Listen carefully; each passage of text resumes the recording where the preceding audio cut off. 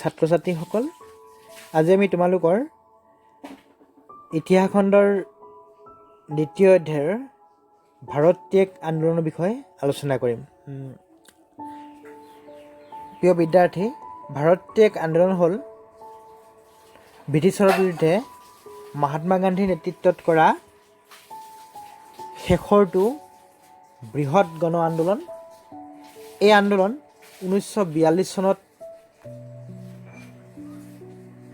অনুষ্ঠিত হৈছিল কাৰণে এই আন্দোলনৰ আন এটা নাম 42ৰ গণ আন্দোলন বুলি কোৱা হয়। আৰু আগষ্ট মাহত 9 আগষ্ট তাৰিখে এই আন্দোলন সূত্ৰপাত ঘটিছিল কাৰণে এই আন্দোলনটোক আগষ্ট বিপ্লৱ বুলি কোৱা হয়। এতিয়া আমাৰ কথা হ'ল ভাৰত ত্যাগ আন্দোলনৰ 3টা নাম আছে, 1, 2, 3। প্ৰথম নামটো কি? ভাৰত ত্যাগ আন্দোলন বুলি কোৱা হয়। দ্বিতীয়, এইটো ভাৰত ত্যাগ আন্দোলন।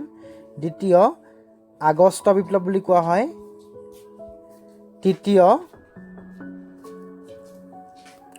42ৰ গণ আন্দোলন বুলি কোৱা হয়।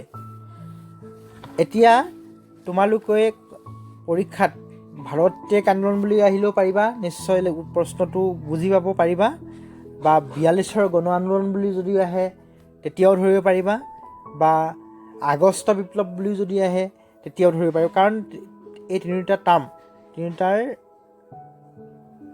টাৰ্ম একেই, অৰ্থাৎ 42ৰ গণ আন্দোলন বা আগষ্ট বিপ্লৱ বা ভাৰত ত্যাগ আন্দোলন। এতিয়া আমি ব্ৰিটিছৰ বিৰুদ্ধে মহাত্মা গান্ধীৰ নেতৃত্বত ভাৰতীয় জাতীয় কংগ্ৰেছে কৰা শেষৰটো বৃহৎ আন্দোলনৰ বিষয়ে আলোচনা কৰোঁ। এই আন্দোলনটো আধুনিক ভাৰতৰ ইতিহাসত সোণালী আখৰেৰে জিলিকি আছে। আৰু এই আন্দোলনটোৰ সমান বৃহৎ ব্ৰিটিছ বিৰোধী আন্দোলন আৰু হোৱা নাছিল। আৰু এই আন্দোলনটোৱে ভাৰতবৰ্ষৰ স্বাধীনতা অনাত গৰিষ্ঠ সংখ্যক ভূমিকা পালন কৰিছিল। আৰু এই আন্দোলনে সাময়িকভাৱে বিফল হৈছিল যদিও ই ব্ৰিটিছৰ ভাৰতবৰ্ষত থকা দুৰ্গ সম্পূৰ্ণৰূপে কঁপনি তুলিছিল আৰু পৰৱৰ্তী পৰ্যায়ত ব্ৰিটিছে ভাৰত এৰিবলৈ বাধ্য হৈছিল। আমি আজি শিকিম ভাৰত ত্যাগ আন্দোলনৰ পটভূমি, ভাৰত ত্যাগ আন্দোলনৰ কাৰ্যসূচী। ভাৰত ত্যাগ 1942 চনত মহাত্মা গান্ধীয়ে ব্ৰিটিছৰ বিৰুদ্ধে ভাৰত ত্যাগ আন্দোলনৰ সূত্ৰপাত ঘটাইছিল। আৰু এই আন্দোলনটো কি পৰিস্থিতিত পৰি ভাৰতীয় জাতীয় কংগ্ৰেছে মহাত্মা গান্ধীৰ নেতৃত্বত 1942 চনত এই আন্দোলনটো আৰম্ভ কৰিছিল, সেই পৰিৱেশৰ বিষয়ে সেইটো হৈছে পটভূমিৰ বিষয়ে আমি আলোচনা কৰিম। আৰু ভাৰত ত্যাগ আন্দোলনত বিশেষকৈ ভাৰতীয় জাতীয় কংগ্ৰেছৰ লগতে ভাৰতবৰ্ষত বাস কৰা সমগ্ৰ মনীষ তিৰোতাই কি কাৰ্যসূচী, কি কাম কৰিছিল সেই বিষয়ে আমি আলোচনা কৰিম। প্ৰিয় বিদ্যাৰ্থী, পাঠটো আমি লাহে লাহে আলোচনা কৰিম, যিহেতু এই পাঠটো অতি গুৰুত্বপূৰ্ণ পাঠ আৰু এই পাঠটোৰ ওপৰত মেট্ৰিক পৰীক্ষাত প্ৰায় তোমালোকৰ প্ৰশ্ন আহে। সেয়েহে মই আশা কৰিম তোমালোকে পাঠটো যেতিয়া শুনিবা বা চাবা, তোমালোকৰ বহি লৈ ল'বা আৰু তোমালোকে লিখি যাবা। এতিয়া ভাৰত ত্যাগ আন্দোলনৰ পটভূমিৰ বিষয়ে আমি আলোচনা কৰিবলৈ যোৱাৰ আগমুহূৰ্ততে তোমালোকক এটা ভিডিঅ' দেখুৱাই লওঁ। সেই ভিডিঅ'টো চোৱাৰ পিছত তোমালোকে নিজে নিজে বুজি পাবা যে ভাৰত ত্যাগ আন্দোলনৰ কি হয়, ইয়াৰ পটভূমি কি পটভূমিত ভাৰতবৰ্ষত মহাত্মা গান্ধীৰ নেতৃত্বত ব্ৰিটিছৰ বিৰুদ্ধে ইমান ডাঙৰ এটা গণ আন্দোলনৰ সূত্ৰপাত ঘটিছিল। সেই ভিডিঅ'টো চাওঁচোন আহা আমি।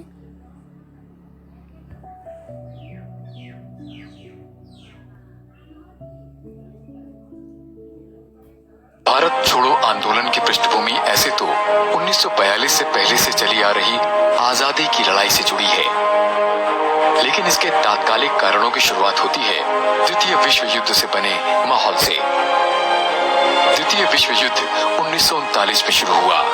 द्वितीय विश्व युद्ध छिड़ने के बाद विश्व 2 ध्रुवों में बंट गया, मित्र राष्ट्र और धुरी राष्ट्र। सितंबर 1939 में युद्ध की शुरुआत में फ्रांस, पोलैंड और ब्रिटेन मित्र राष्ट्र में शामिल थे। जल्द ही ब्रिटेन के अधीन कुछ देश ऑस्ट्रेलिया, कनाडा, न्यूजीलैंड और भी इस गुट में शामिल हो गए। 1941 के बाद मित्र राष्ट्र में अमेरिका और सोवियत संघ भी शामिल हो गए। वहीं धुरी राष्ट्र उन देशों का गुट था जिन्होंने दूसरे विश्व युद्ध में जर्मनी और जापान का साथ दिया और मित्र राष्ट्र के खिलाफ लड़े। धुरी राष्ट्र में जर्मनी, इटली और जापान प्रमुख शक्तियां थीं। ब्रिटिश फौजों की दक्षिण पूर्व एशिया में हार होने लगी थी। वहीं ये आशंका भी प्रबल होती जा रही थी कि कहीं जापान भारत पर हमला न कर दे। एक समय ये भी तय माना जाने लगा था कि जापान भारत पर हमला कर ही देगा। भारत में भी ब्रिटिश हुकूमत के खिलाफ आजादी की लड़ाई जारी थी। ऐसे हालात में ब्रिटेन को भारत से समर्थन की कोई उम्मीद नहीं दिख रही थी। मित्र देश अमेरिका, रूस और चीन ब्रिटेन पर लगातार दबाव डाल रहे थे कि इस संकट की घड़ी में वो भारतीयों का समर्थन हासिल करने के लिए पहल करे। इधर राष्ट्रवादी नेताओं ने भी भारत को पूरी तरह आजाद कराने के लिए ब्रिटेन के तत्कालीन प्रधानमंत्री विंस्टन चर्चिल पर दबाव डाला। भारतीय गवर्नर जनरल लॉर्ड लिनलिथगो ने 3 सितंबर 1939 को देश की विधायिका या कांग्रेस से बिना बातचीत किए भारत को भी जर्मनी के खिलाफ युद्ध में शामिल होने की घोषणा कर दी। हालांकि कांग्रेस में ब्रिटेन का साथ देने के मुद्दे पर मतभेद था। ब्रिटेन हर हालत में भारत का साथ चाहता था। दूसरे विश्व युद्ध के बाद से लगातार ब्रिटेन की हालत खराब होती जा रही थी। जर्मनी लगातार ब्रिटेन पर आक्रामक होता जा रहा था। कांग्रेस पार्टी काफी दिन से अंग्रेज राज से बात कर रही थी कि महायुद्ध आ चुका था। अंग्रेज राज भारत के संसाधनों का इस्तेमाल करना चाहती थी। तो भारत के नेताओं का कहना था कि अगर भारत को आप साझेदारी बना रहे इस युद्ध में, तो युद्ध के बाद क्या होगा उसकी चर्चा कर ले।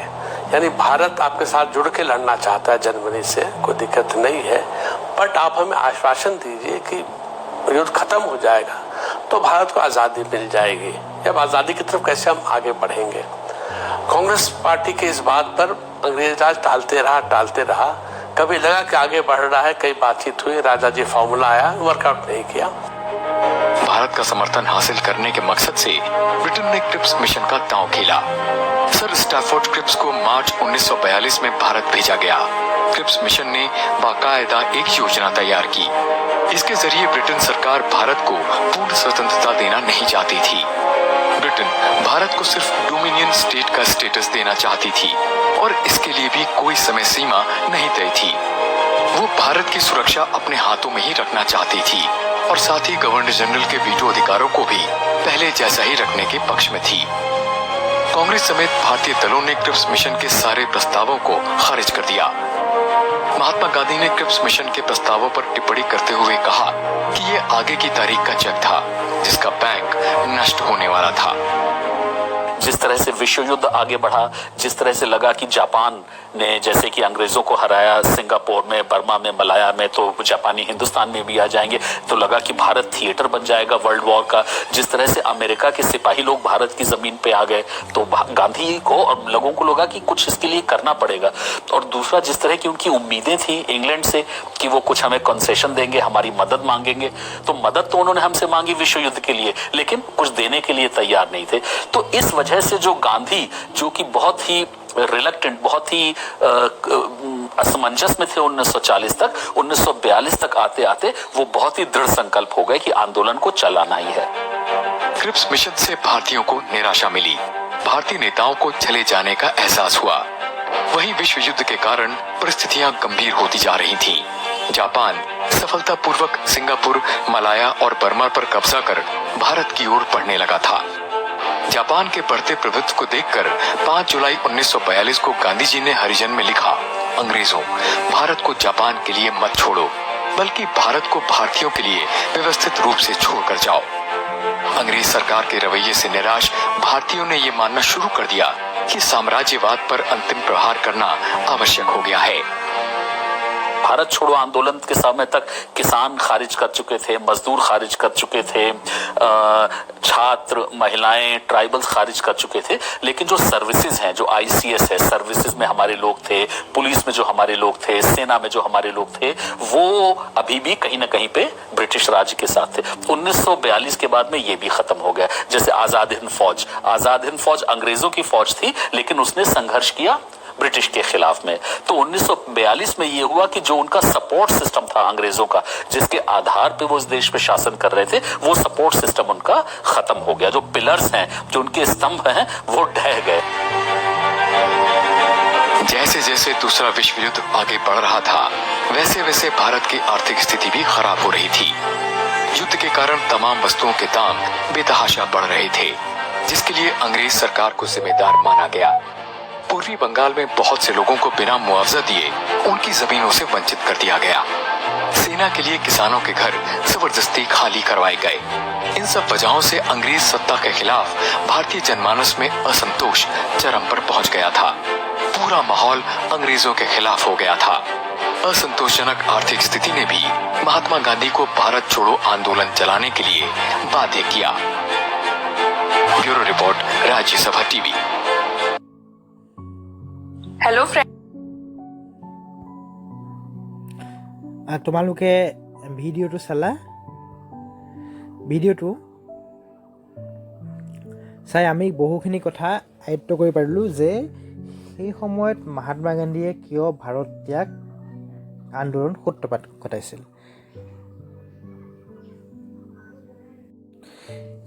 এই ভিডিঅ'টোত ইমান সুন্দৰকৈ কথাখিনি উপস্থাপন কৰিছে যে আমি যেতিয়া পঢ়ি আছিলোঁ এনেকুৱা ভিডিঅ' চাব পৰা নাছিলোঁ, বা আমি ইমান সুন্দৰকৈ তথ্যখিনি আহৰণ আমি কৰিব পৰা নাছিলোঁ। আমি কিতাপেই আমি ব্যৱহাৰ কৰিবলগীয়া হৈছিলে।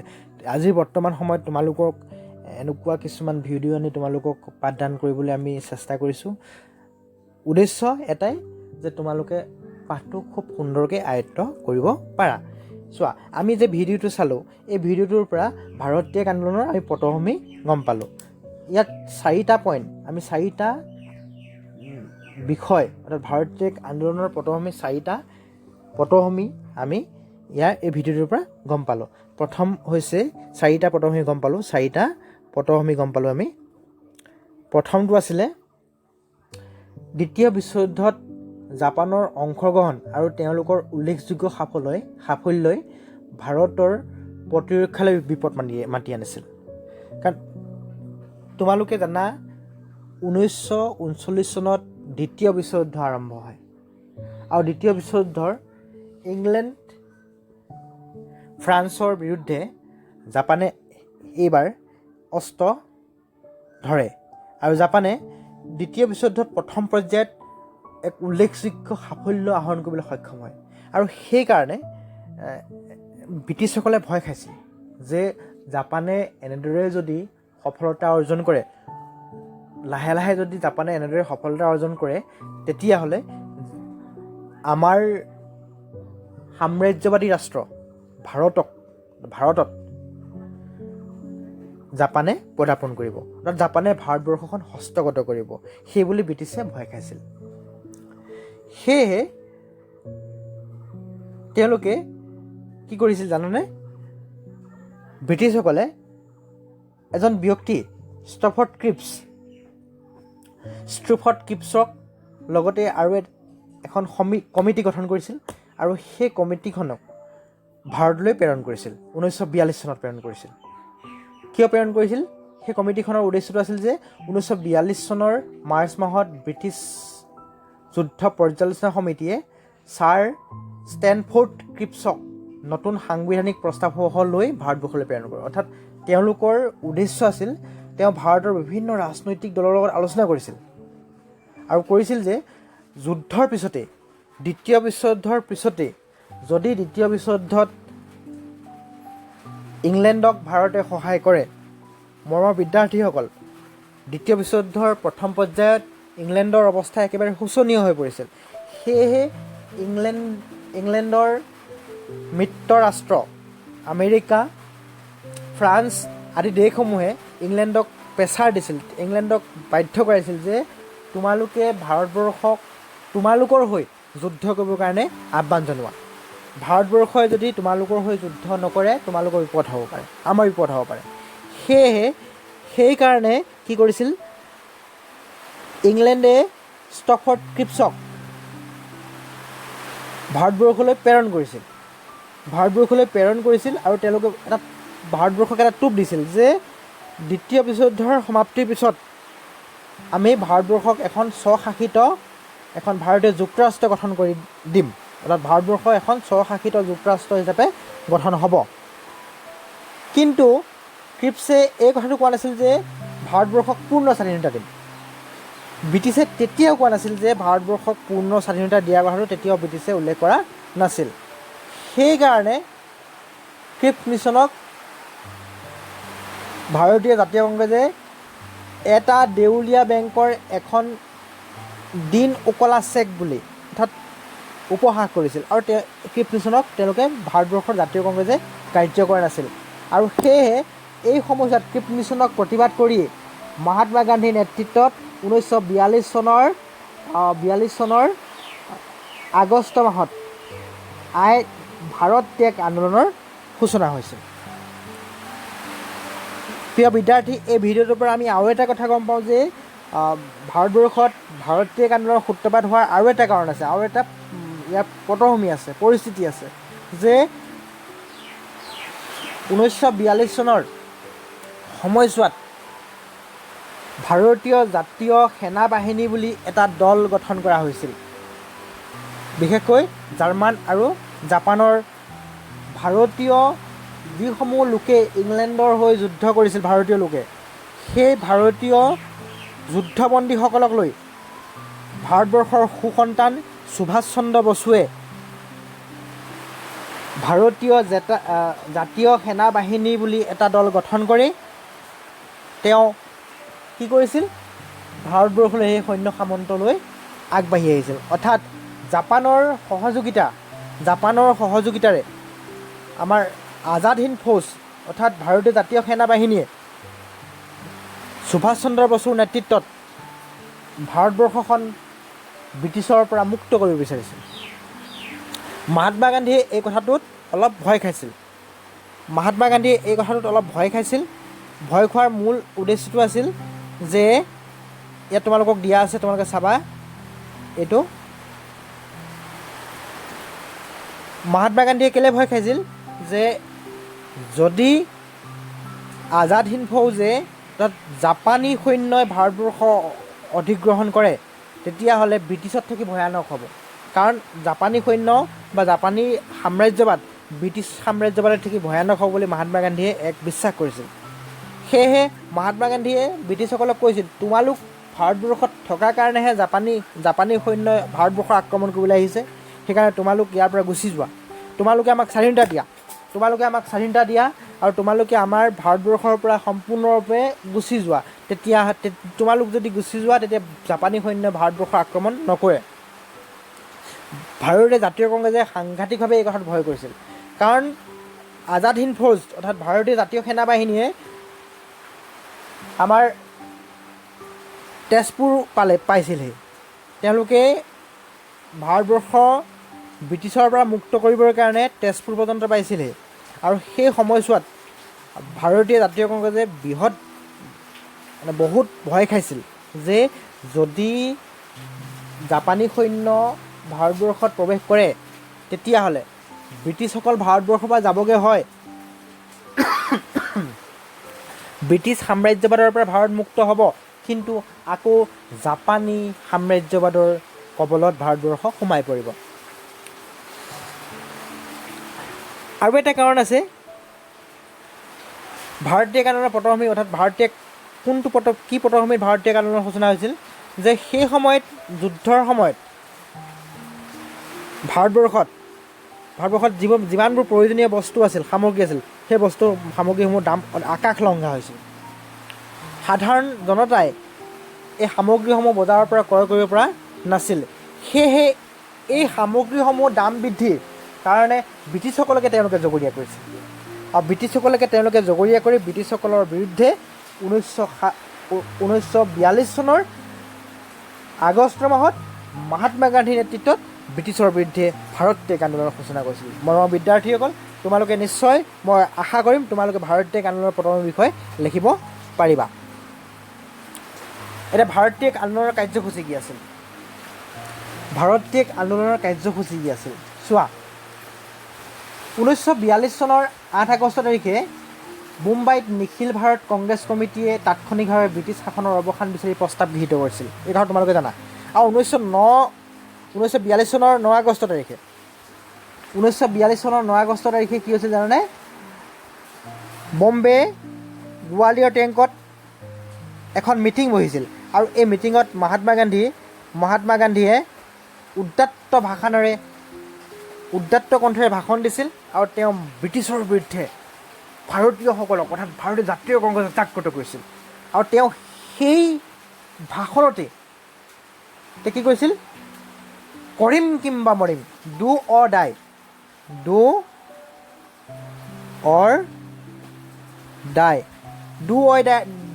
ডাই অৰ্থাৎ কৰিম কিম্বা মৰিম এই ধ্বনিৰে তেখেতে সমগ্ৰ ভাৰতবাসীয়ে ব্ৰিটিছৰ বিৰুদ্ধে আন্দোলন জঁপিয়াই পৰিবৰ কাৰণে আহ্বান কৰিছিল। অৰ্থাৎ 1942 চনৰ ভাৰতীয় আন্দোলন আৰু আইন অমান্য আন্দোলনৰ পাৰ্থক্য আছে। মহাত্মা গান্ধীয়ে আইন অমান্য আন্দোলনত এটা ভুল কাম কৰিছিল। কি ভুল কাম কৰিছিল? তেওঁ গান্ধী আৰুইন চুক্তি অৰ্থাৎ লৰ্ড আৰুইন, সেই সময়ত ভাইচৰ লৰ্ড আৰুইনৰ লগত চুক্তি কৰি আইন অমান্য আন্দোলনটো স্তীমিত কৰি দিছিল। কিন্তু মহাত্মা গান্ধীয়ে এই গান্ধী আৰুইন চুক্তিৰ পৰা শিক্ষা পালে আৰু তেওঁ ভাৰতীয়সকলক এটা আশ্বাস দিছিল যে কোনো কাৰণতে 42ৰ গণ আন্দোলন চলি থকাৰ সময়ত কোনো কাৰণতে মহাত্মা গান্ধীয়ে ব্ৰিটিছৰ লগত সন্ধি নকৰে বা চুক্তি নকৰে। কাৰণ মহাত্মা গান্ধীয়ে এই কথাটো বিশ্বাস কৰিছিল যে 1942 চনত তেওঁ এটা বিশ্বাস আহিছিল যে 1942 চনৰ এই গণ আন্দোলনে ভাৰতবৰ্ষক স্বাধীনতা প্ৰদান কৰিব। আৰু তেওঁ সমগ্ৰ ভাৰতবৰ্ষক মাজত কৈ দিছিল যে তোমালোকে ব্ৰিটিছৰ বিৰুদ্ধে আন্দোলন কৰা আৰু আমি স্বাধীনতা পামেই। আৰু তোমালোকৰ ব্ৰিটিছসকলৰ বিৰুদ্ধে ভাৰতীয়সকলক আন্দোলন উদ্বুদ্ধ কৰিবৰ কাৰণে তেখেতে ডু অৰ ডাই, কৰিম কিম্বা মৰিম ধ্বনিৰে আগবাঢ়ি যাবৰ কাৰণে অনুপ্ৰাণিত কৰিছিল।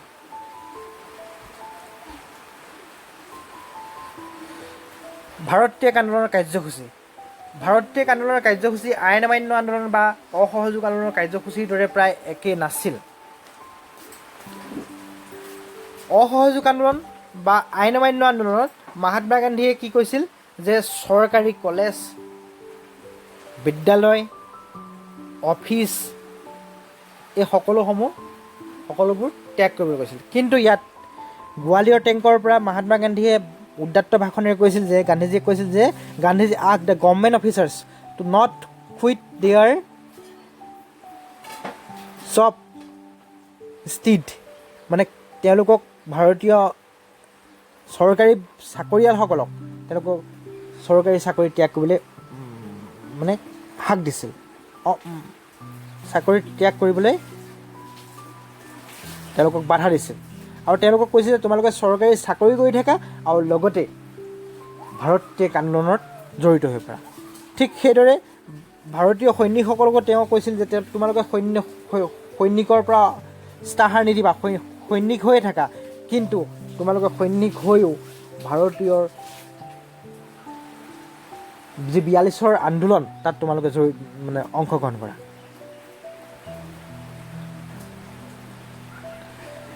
মহাত্মা গান্ধীয়ে এইদৰে ভাৰতীয়সকলক উদ্বুদ্ধ কৰিছিল আৰু সেইকাৰণে 1942 চনত যি ভাৰতীয় আন্দোলন হৈছিল ই প্ৰকৃততে এক বৃহৎ গণ আন্দোলনত ৰূপান্তৰিত হৈছিল।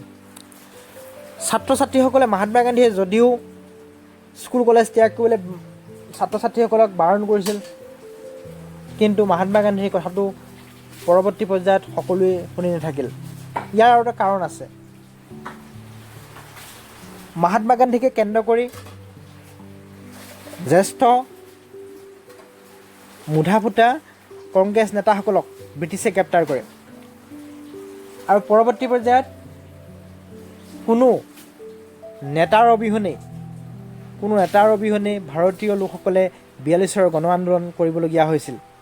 সেয়ে কিছু ঠাইত কিছু খণ্ডত কিছুমান হিংসাত্মক ঘটনাও এই আন্দোলনত জড়িত হৈ পৰিছিল। ছাত্ৰ ছাত্ৰীয়ে স্বইচ্ছাই স্কুল কলেজ ত্যাগ কৰি আন্দোলন কৰিছিল আৰু তেওঁলোক আন্দোলন কৰিছিল আৰু জেললৈ যাবলগীয়া হৈছিল। কৃষক শ্ৰমিকসকলে এই আন্দোলনত যোগদান কৰিছিল আৰু এই আন্দোলনৰ এক বৃহৎ অৱদান আছিল যে সমগ্ৰ ভাৰতবৰ্ষৰ কৃষক শ্ৰমিকসকলে এই আন্দোলনত যোগদান কৰিছিল আৰু এক মাছ মুভমেণ্ট অৰ্থাৎ ভাৰতীয় জাতীয়তাবাদৰ এক বৃহৎ গণ আন্দোলনলৈ ইয়াক ৰূপান্তৰ কৰিছিল। অসম, বংগদেশ, বিহাৰ, মুম্বাই আদি ঠাইত কৃষক আৰু শ্ৰমিকে বিভিন্ন কাৰণত বিদেশী চৰকাৰৰ বিৰুদ্ধে জাতীয় স্বাধীনতা আন্দোলনৰ বিভিন্ন পৰ্যায়ত সক্ৰিয় অংশগ্ৰহণ কৰিছিল। কৃষকসকলে যে এই আন্দোলনত জড়িত হৈ পৰিছিল তাৰ মূল কাৰণটো আছিল যে তেওঁলোকৰ ওপৰত ব্ৰিটিছ চৰকাৰে বছৰেকে কৰৰ নিৰিখ বঢ়াই গৈছিল আৰু খৰাং দুৰ্যোগ পীড়িত সময়ত কৃষকসকলে এই কৰ দিব পৰা নাছিল আৰু দিব নোৱাৰা কৃষকসকলৰ মাটিসমূহ ব্ৰিটিছে কৰায়ত্ব কৰিছিল। এনে শোষণৰ পৰা পৰিত্ৰাণ পাবৰ কাৰণে মহাত্মা গান্ধীৰ নেতৃত্বত হোৱা 42 গণ আন্দোলনত ভাৰতবৰ্ষৰ কৃষকসকলো জড়িত হৈ পৰিছিল। গান্ধীজীয়ে ভাৰতক তেওঁৰ আন্দোলনৰ আৰম্ভণিৰ পৰাই কৃষকসকলৰ সমস্যা সমাধানৰ পদক্ষেপ গ্ৰহণ কৰিছিল আৰু 1936 চনত অখিল ভাৰত কিষাণ সভা গঠন কৰিছিল। প্ৰিয় বিদ্যাৰ্থী, এই আন্দোলনত অকল শ্ৰমিক কৃষকসকলে জড়িত নাছিল। এই আন্দোলনৰ এটা খুব ইতিবাচক দিশ আছিল যে সমগ্ৰ ভাৰতবৰ্ষৰ মহিলাসকলে এই আন্দোলনত জড়িত হৈ পৰিছিল। বৃহৎ সংখ্যক মহিলা এই আন্দোলনত জড়িত হৈ পৰিছিল আৰু এই মহিলাসকল আন্দোলনত জড়িত হোৱাৰ ফলস্বৰূপে 42 গণ আন্দোলন বা ভাৰত ত্যাগ আন্দোলনক এক অন্য মাত্ৰা প্ৰদান কৰিছিল। তোমালোকৰ কিতাপত চোৱা, মই ফটো মাৰি তুলি দিছোঁ, চোৱা। মই কৈছিলোঁ যে এই আন্দোলনটো আৰম্ভণি হোৱাৰ কেইদিনমানৰ পিছতে মহাত্মা গান্ধীক কেন্দ্ৰ কৰি ভাৰতীয় জাতীয় কংগ্ৰেছৰ বহুকেইজন বিশিষ্ট ব্যক্তিক ব্ৰিটিছে গ্ৰেপ্তাৰ কৰিছিল আৰু গ্ৰেপ্তাৰ কৰাৰ ফলস্বৰূপে জাতীয় নায়ক মহাত্মা গান্ধীৰ অবিহনে বা তেওঁলোকৰ নেতৃত্ব ল'ব পৰা ব্যক্তিৰ অবিহনে এই আন্দোলনটো চালিত হৈছিল আৰু বিশেষকৈ সাধাৰণ প্ৰজাই সেইকাৰণে তেওঁলোকে মহাত্মা গান্ধীৰ অহিংস পন্থাৰ পৰা অলপ আঁতৰি গৈছিল।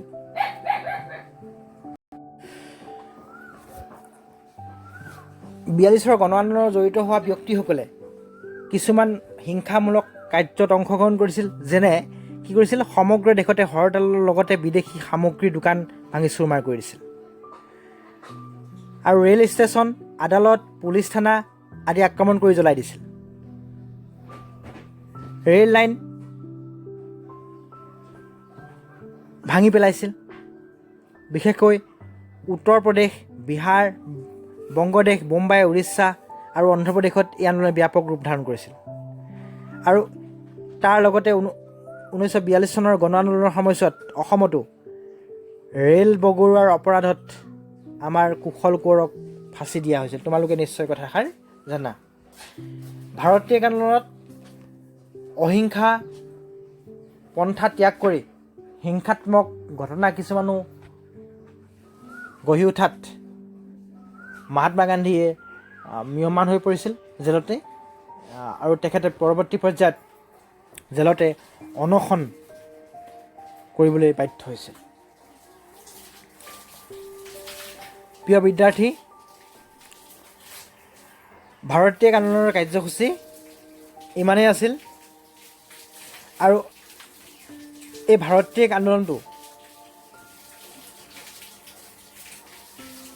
যদিও সাময়িকভাৱে স্থগিত হৈছিল বা ইয়াক ব্ৰিটিছে কঠোৰ হাতেৰে দমন কৰিছিল, প্ৰায় 15,000 মানুহ ভাৰতীয় লোকক ব্ৰিটিছে হত্যা কৰিছিল, লাখ লাখ মানুহক ব্ৰিটিছে জেলত নিক্ষেপ কৰিছিল। খুব কম সময়ৰ ভিতৰতে ব্ৰিটিছে এই আন্দোলনটো দমন কৰিবলৈ সক্ষম হৈছিল। ব্ৰিটিছৰ লৌহ কঠিন অত্যাচাৰমূলক বা দমনমূলক নীতিৰে ব্ৰিটিছে যদিও এই আন্দোলনটো দমন কৰিছিল, কিন্তু এই আন্দোলনৰ প্ৰভাৱ সুদূৰ প্ৰসাৰী আছিল আৰু এই আন্দোলনটোৱে পৰৱৰ্তী পৰ্যায়ত সমগ্ৰ বিশ্বতে ভাৰতবৰ্ষৰ ৰাজনৈতিক স্বাধীনতা লাভৰ আন্দোলনক মৰ্যাদা প্ৰদান কৰিছিল আৰু পৃথিৱীৰ বিভিন্ন প্ৰান্তৰ বাতৰি কাকতত এই আন্দোলনৰ বিষয়ে সৰব হৈ উঠিছিল আৰু বিভিন্ন লেখা মেলা কৰিছিল।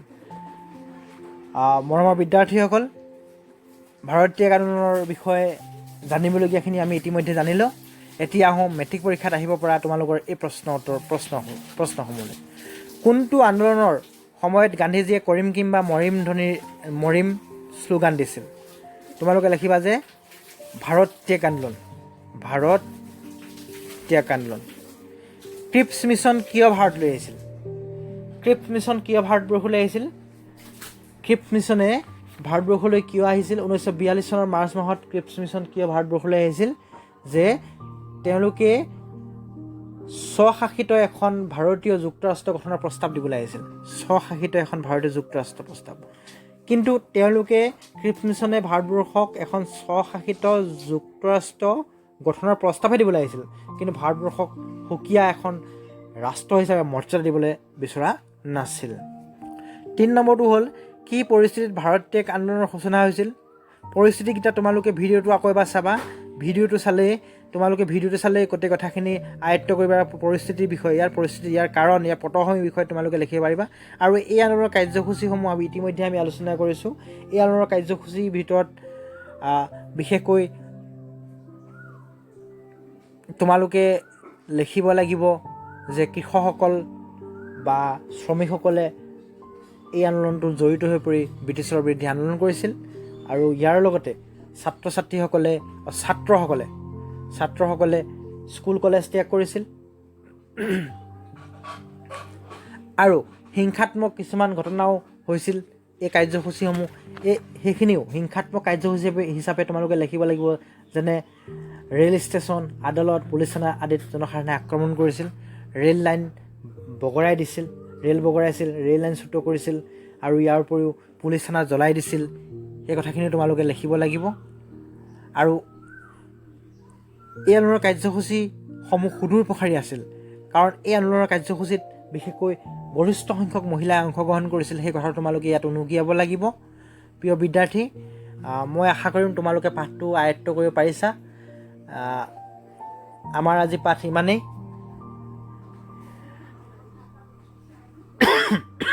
তোমালোকৰ ভাৰত ত্যাগ আন্দোলনৰ বিষয়ে যদি অধিক জানিব বিচৰা আৰু অধিক জানিব পাৰিবা। তোমালোকে ইয়াৰ বিষয়ে আৰু বহুত তথ্য ইতিহাস কিতাপত সম্বলিত হৈ আছে। তোমালোকে সেই বিষয়ে যদি আৰু জানিব বিচৰা, তোমালোকে মোৰ এই হোৱাটছএপ নাম্বাৰটোত তোমালোকে মেছেজ কৰিব পাৰিবা। আৰু তোমালোকৰ বাবে প্ৰতিটো সময়তে আমি সাজু আছোঁ। আমি এজন শিক্ষক হিচাপে এই পৃথিৱীৰ জটিল সন্ধিখনত তোমালোকে ঘৰতে থাকি তোমালোকে পাঠদানত অসুবিধা নহওক বুলি আমি এনে পদক্ষেপ গ্ৰহণ কৰিছোঁ। আৰু তোমালোকে এই নাম্বাৰটোত তোমালোকৰ যিকোনো সমাজ বিজ্ঞানৰ যিকোনো সমস্যা লৈ আমালৈ 10ম শ্ৰেণীৰ বা 9ম শ্ৰেণীৰ যিকোনো সমাজ বিজ্ঞানৰ সমস্যা লৈ আমালৈ মেছেজ কৰিব পাৰা। আমি তোমালোকৰ প্ৰতিটো মেছেজক আমি সন্মান সহকাৰে উত্তৰ দিবলৈ চেষ্টা কৰিম। আৰু আজিলৈ আহোঁ। ধন্যবাদ।